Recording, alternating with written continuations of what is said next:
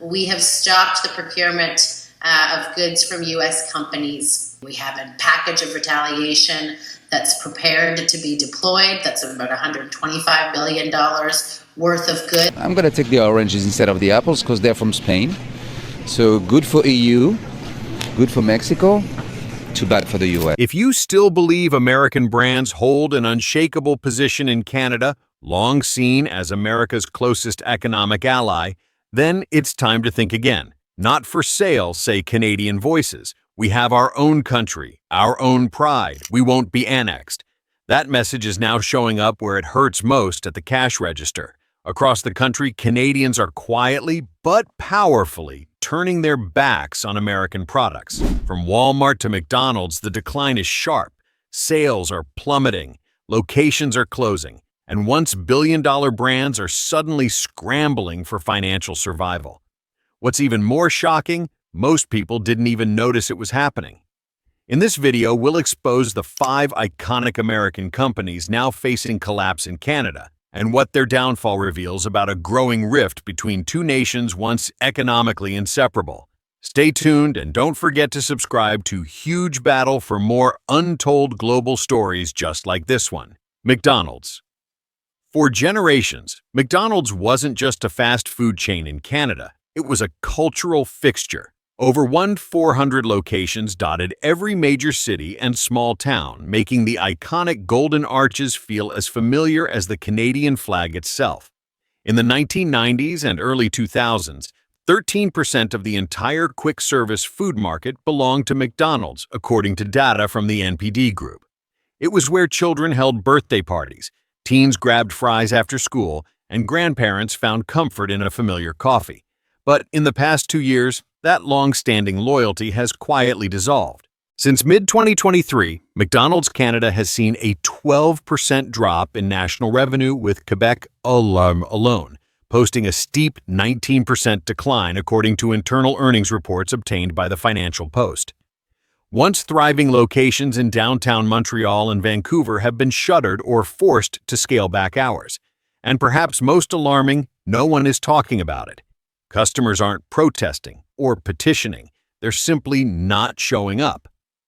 Why? Because what once felt like comfort food now feels like a corporate relic. Across Canada's younger generations, especially Gen Z, the perception of McDonald's has shifted dramatically. According to a 2024 Ledger survey, 58% of Canadian Gen Z respondents said they actively avoid McDonald's, citing concerns over health sustainability and brand authenticity. For them, the chain is no longer nostalgic, it's generic, overprocessed, disconnected. One 42-year-old father in Toronto who grew up visiting McDonald's every Sunday with his own father put it this way: "It used to be a treat, something fun, something to look forward to, but now I look at the menu and I feel nothing. I don't want to feed this to my kid.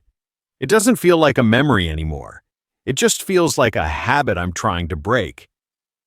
What happened? McDonald's pursuit of efficiency and global expansion led to exactly what once made it powerful familiarity becoming its greatest liability.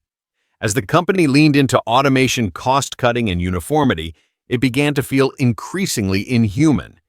Where Canadian consumers once saw fast and familiar, they now see a faceless food machine that's lost touch with local values. This is a generation asking, where does this beef come from? How much sodium is in this meal? What's the environmental cost of this packaging?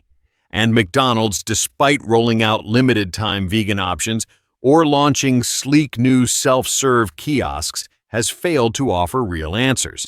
To many, it seems more concerned with cutting payroll than rebuilding trust, more focused on margins than meaning. Even worse, its cultural image, once deeply integrated into everyday Canadian life, has faded. The once endearing Ronald McDonald has vanished from marketing. Community outreach has been replaced by in-app coupons and cold loyalty points. And in a marketplace where consumers crave connection, McDonald's feels increasingly foreign. This disconnection runs deeper than taste, it touches identity. For older Canadians, McDonald's was once a thread in the fabric of their upbringing.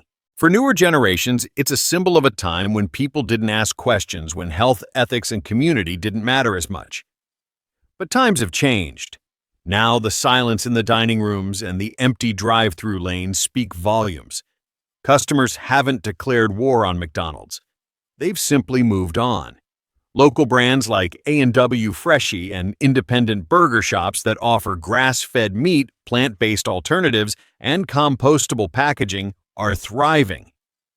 Why? Because they offer more than food. They offer values, transparency, a sense of community.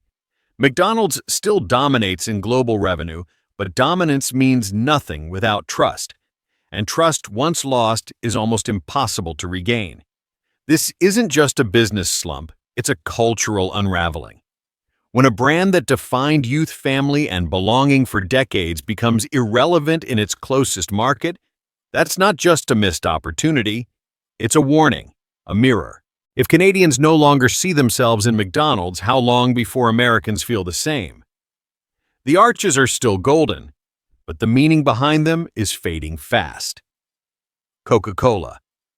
For more than a century, Coca-Cola wasn't just a drink. It was a feeling.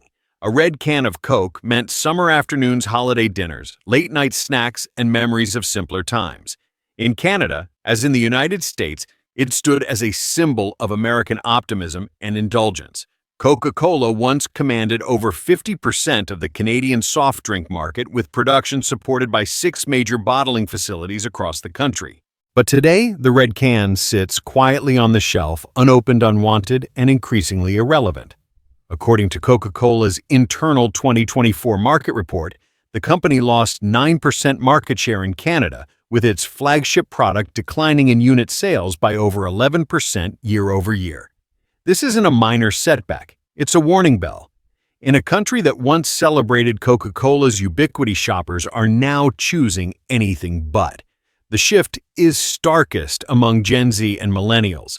A 2024 consumer behavior study by Environics Research found that 62% of Canadians aged 18 to 39 no longer consider Coca-Cola their default beverage, and 47% actively avoid traditional sodas altogether. The reasons are clear: too sweet, too processed, too corporate. Walk through a grocery store in Toronto or Ottawa, and you'll see it. Kombucha, sparkling herbal waters, infused mineral drinks, and artisanal sodas are crowding out Coca-Cola's once dominant shelf space. Retailers like Whole Foods Canada and Farm Boy have expanded offerings of small-batch Canadian beverages brands that promote sustainability, local sourcing, and lower sugar content. Coca-Cola's attempts to respond have felt out of touch. Diet Coke, Coke Zero, and Coke No Sugar are still loaded with chemicals and artificial sweeteners that today's health-conscious shoppers reject. For younger Canadians, the issue isn't just calories, it's trust. They're not asking for less sugar. They're asking for more transparency, authenticity, and purpose. That's where Coca-Cola is failing. A 61-year-old veteran in Michigan shared this reflection in a CBC interview. "When I was in the service, a cold Coke was worth more than gold. I still keep a few in the fridge, not to drink, but as a reminder of what life used to feel like. My grandkids, they won't touch the stuff. They say it tastes like chemicals." That generational divide tells the entire story. Coca-Cola's appeal was built on nostalgia, but nostalgia only works if the next generation buys into it. And today's consumers aren't interested in remembering, they're interested in redefining. Coca-Cola was once loved because it didn't change. That consistency, that flavor, that brand recognition, it was a promise. But in today's world, not changing is the problem. Consumers are demanding brands that evolve with the times, brands that not only listen but lead. Brands that use recyclable materials, minimize carbon footprints, support ethical sourcing, and promote wellness. Coca-Cola, despite marketing buzzwords and greenwashing attempts, is seen as lagging behind. And the damage isn't limited to public perception. Retail partners are taking notice. Several major Canadian grocery chains have reduced promotional space and end cap placements for Coca-Cola products. Restaurants and cafes in urban centers are switching to alternatives, locally bottled sodas or in-house beverages that offer uniqueness and environmental credibility. The decline of Coca-Cola in Canada isn't about taste fatigue. It's about value misalignment. A sweet drink can't survive in a bitter market where trust, ethics, and identity matter more than ever. Coca-Cola's brand once said, "Open happiness." Today, many Canadians see it and think open corporate silence. The product hasn't failed. The connection has. And when a brand like Coca-Cola, the icon of American culture, begins to unravel in its closest neighboring market, it raises a bigger question. What does that say about America itself? Because if the world no longer wants the taste of Coca-Cola, then maybe it no longer wants the taste of what Coca-Cola represents. From Walmart's empty aisles to Coca-Cola's untouched cans, this isn't just a retail slump, it's a message. Canadians aren't shouting, they're walking away. And in that silence lies the true power of consumer choice. When legacy brands lose connection, trust, and meaning, they lose everything. This isn't just about Canada, it's a warning for America. Because if your closest neighbor no longer believes in what you sell, who will be next? Drop your thoughts in the comments below and make sure to subscribe to Huge Battle, because this economic shift is just getting started. Kraft Heinz. For decades, Kraft Heinz products were staples in nearly every Canadian kitchen. Whether it was the unmistakable orange glow of Kraft Dinner or the comforting familiarity of Heinz ketchup, these brands symbolized convenience, comfort, and trust.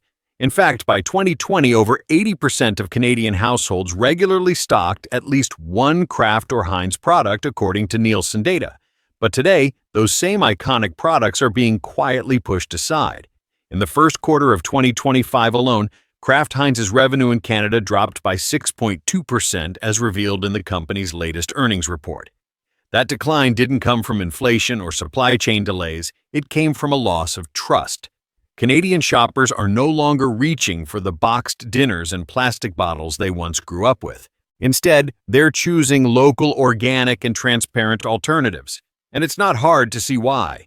In grocery aisles across Toronto, Vancouver, and Halifax, Kraft Heinz products are slowly being relocated from eye level to bottom shelves. Taking their place are Canadian-owned brands offering no preservatives, non-GMO, and locally sourced labels. Chains like Loblaws and Sobeys have increased shelf space for President's Choice Organics, Annie's homegrown, and smaller regional brands. These aren't just aesthetic changes, they're reflections of a new Canadian consumer mentality. The shift isn't purely nutritional, it's emotional. The 2015 merger that created Kraft Heinz might have made financial sense, but it alienated the company's Canadian fanbase. One of the most symbolic ruptures came with the closure of the Heinz factory in Leamington, Ontario, once dubbed the tomato capital of Canada. The plant's shutdown eliminated hundreds of jobs and marked the beginning of a supply chain shift from Canadian farms to U.S. and Mexican operations. That decision sparked outrage.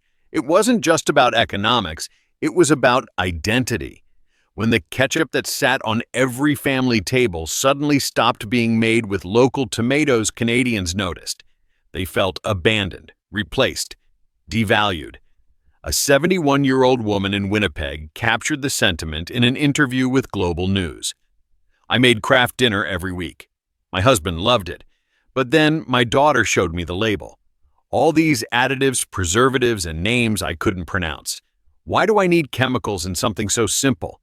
Her story isn't unique. Canadians, especially younger generations and health-conscious families, are scrutinizing their food like never before. They read labels, they research ingredients. They ask, where was this made? What's in it? Who profits from it? And Kraft Heinz, with its sprawling industrial footprint and corporate mergers, increasingly feels like the wrong answer to those questions. In many ways, Kraft Heinz represents a fading era, an era when brand recognition was more important than ingredient transparency, when trust was inherited, not earned, when nostalgia overruled scrutiny. But that era is ending. Even in the US, consumers are shifting toward cleaner, simpler brands. But in Canada, the shift is even sharper, fueled not only by health concerns, but by economic nationalism. After years of feeling like a convenient market for American expansion, Canadians are reclaiming their plates. In fact, a 2024 survey from Abacus Data showed that 61% of Canadians under 40 actively avoid food brands associated with U.S. corporate takeovers or factory closures in Canada. This is no longer about taste, it's about values. And Kraft Heinz, for all its legacy and global recognition, is now seen as out of touch with those values. It's not just the factory closures, or the preservatives, or the job losses. It's the collective realization that convenience shouldn't come at the cost of community, that food isn't just fuel, it's identity, memory, and trust. Kraft Heinz can still recover, but not through another rebranding campaign or a new low-fat product line. The only path forward is genuine reconnection with local suppliers, ethical sourcing, and communities that once saw these products as part of their daily lives. Until then, a growing number of Canadians will continue to pass by the iconic Kraft dinner box without a second glance. Not with anger, not with protest, just with a quiet decision that says, "We've moved on." Campbell's. For decades, the familiar red and white label of Campbell's Soup stood for comfort, tradition, and family warmth. On chilly Canadian evenings, a can of chicken noodle or tomato soup was more than a meal, it was a ritual. By 2019, Campbell's held over 30% of the canned soup market in Canada, according to data from NPD Group. It was an icon, woven into the fabric of daily life. But in the Canada of today, Campbell's is becoming something else entirely, an overlooked memory. Between 2023 and early 2025, Campbell's experienced an 8% drop in Canadian sales and, more significantly, a 12% loss in market share as reported by Metro Inc. The decline wasn't driven by new competitors offering lower prices. It came from a growing wave of consumers who no longer saw Campbell's as comforting but industrial, outdated, and impersonal. Walk into a Canadian supermarket and you'll see it firsthand. Shelf space once devoted to stacks of Campbell's has been reallocated to local soup brands, many of them organic, small-batch, preservative-free, and labeled with phrases like farm to jar or made in Quebec. These aren't just trendy marketing slogans, they reflect a cultural shift in how Canadians view food. This shift is driven by a generation that craves transparency, health, and connection. A 2024 survey by Dalhousie University's Agri-Food Analytics Lab revealed that 70% of Canadian consumers now consider ingredient transparency and sourcing origin more important than brand loyalty when buying packaged food. And that statistic is bad news for Campbell's, a brand whose recipes, supply chains, and additives have remained largely unchanged for decades. A 58-year-old schoolteacher in Calgary put it bluntly in a local CBC segment I used to open a can of Campbell's when I was sick or tired. But now I look at the label and can't pronounce half the ingredients. It feels more like factory food than something made for a human being. That sentiment is growing, and Campbell's hasn't kept up. While competitors have pivoted to smaller portion sizes, plant-based recipes, and plastic-free packaging, Campbell's has doubled down on mass production. The result? A product that feels stuck in time but not in a nostalgic way, in a disconnected corporate way. This failure to adapt is especially jarring because the brand once held deep emotional value. The sound of a can opening, the steam rising from a hot bowl, the comfort of a familiar taste. These weren't just sensory experiences, they were cultural touchstones. But today that emotional connection is fading. And in a world where feelings drive purchases as much as facts, that's a fatal weakness. Even the price advantage is no longer enough. With rising income inequality and post-pandemic economic anxiety, one might expect Campbell's to thrive. But Canadians aren't just looking for cheap food, they're looking for food they can trust. And increasingly, they don't see that trust in Campbell's. The company is still profitable, still present, still recognizable. But recognition without relevance is dangerous. When a brand becomes something people remember but no longer reach for, that's the first step toward collapse. Campbell's didn't lose customers because it got worse. It lost them because it stayed the same while the world changed. And unless it reclaims the values it once stood for, simplicity, warmth, trust, it may soon become not just forgotten but obsolete. Walmart, once hailed as the retail heartbeat of Canada. Walmart was more than just a store, it was a way of life. With over 400 stores spread across the country, the American giant once held more than 13% of Canada's retail market share in 2020. At its peak, Walmart Canada was generating over $25 billion in annual revenue, according to Statista. It served as the go-to destination for millions of Canadian households, from single parents and university students to retirees and working-class families. But from 2023 to early 2025, that dominance has begun to erode at an alarming pace. At least Walmart locations have closed across provinces like Alberta, Nova Scotia, and Newfoundland. These weren't underperforming stores in major cities, they were the only full-service retail hubs in many smaller towns. Today, many of these communities are left with nothing but vacant parking lots, shuttered glass doors, and a fading store closing sign. The reason, not inflation, not quality, but something far more serious: a quiet cultural rejection. As Canadians, I think we all have to support Canada with Team Canada, and right now that means avoiding American-made products. Across forums like Red Flag Deals and Reddit Canada, a growing grassroots movement has taken hold: shop local, not Walmart. It's not driven by protests, but by a steady, intentional shift in consumer loyalty. More and more Canadians are choosing domestic grocery chains like Loblaws, Sobeys, and Metro, which saw a combined 11% revenue increase in Q4 2024, according to RBC Capital Markets. At the core of this exodus lies a growing sentiment: Walmart feels too American, too corporate, and too disconnected. Its longtime motto, "Everyday low prices," once sounded like a lifeline to low-income shoppers, but in today's climate, it raises ethical concerns. Are those low prices built on the backs of underpaid workers? Are they the result of squeezing suppliers, outsourcing manufacturing, or undermining smaller competitors? According to a 2024 Angus Reid poll, 62% of Canadian consumers now feel that Walmart has lost its human touch. That's a devastating shift for a brand that once positioned itself as a community ally. One poignant testimony comes from a 67-year-old woman in a small town outside Edmonton. She told CBC News, "I used to shop at Walmart every week. For 20 years, it was where I saved money. But after they closed our only store, we were left with nothing. No options, no grocery, no jobs. They came in, took profits, and left. And we're left with silence." This isn't just a retail failure, it's a failure of relationship. Walmart, once seen as part of Canadian modern life, is now viewed by many as an intruder, a global behemoth with no roots, no loyalty, and no emotional investment in the neighborhoods it serves. The problem is systemic. In the pursuit of efficiency, scale, and automation, Walmart abandoned the core values that once made it loved presence, familiarity, and community. As younger generations of Canadian shoppers prioritize ethical sourcing, environmental impact, and local economic support, Walmart's formula appears increasingly outdated. Unlike in the early 2000s, when American consumer culture dominated North America, today's post-pandemic marketplace has changed. Canadians are no longer willing to trade connection for convenience or ethics for a discount.